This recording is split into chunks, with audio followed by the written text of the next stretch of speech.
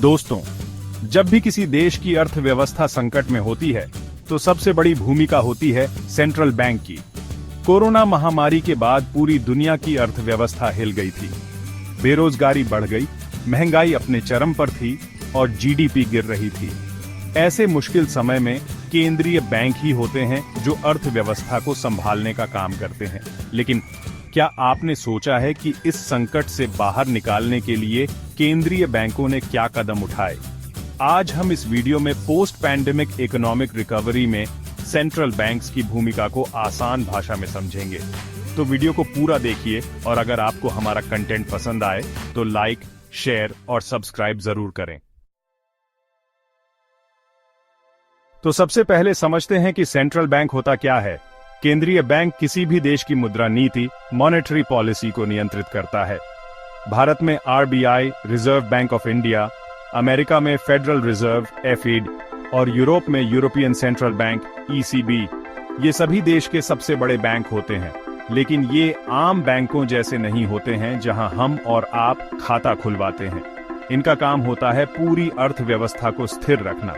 इनका मुख्य काम होता है बाजार में पैसे का प्रवाह नियंत्रित करना, महंगाई को काबू में रखना, बेरोजगारी को कम करने के उपाय निकालना, बैंकों को वित्तीय सहायता देना। केंद्रीय बैंक सरकार से स्वतंत्र होते हैं, यानी उन्हें सरकार के दबाव में काम नहीं करना पड़ता। यह इसलिए जरूरी है ताकि वो निष्पक्ष रूप से फैसले ले सके, भले ही वो फैसले सरकार के लिए कठिन क्यों न हो।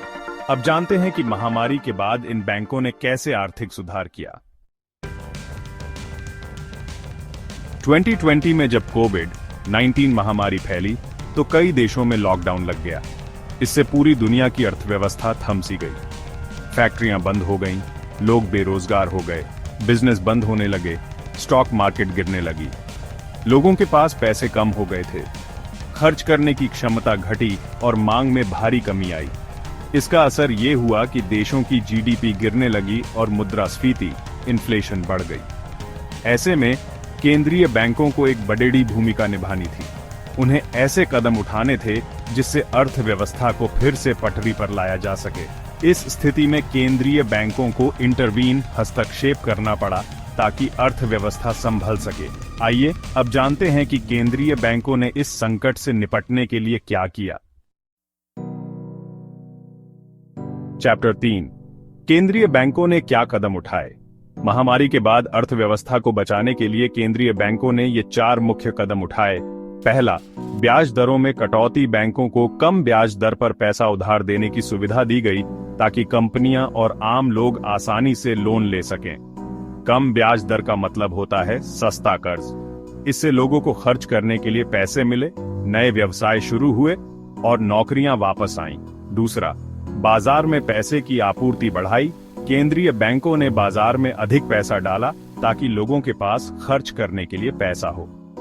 सरकार को भी कर्ज देकर उन्होंने राहत पैकेज और इंफ्रास्ट्रक्चर प्रोजेक्ट्स में निवेश करने में मदद की।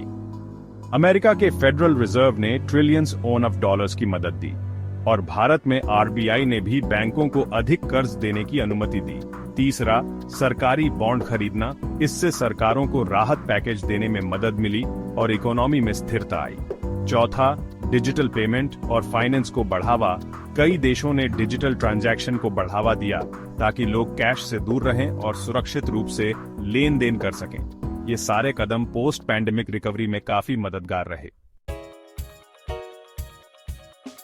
तो दोस्तों, सेंट्रल बैंक्स की भूमिका किसी भी संकट के समय बहुत महत्वपूर्ण होती है।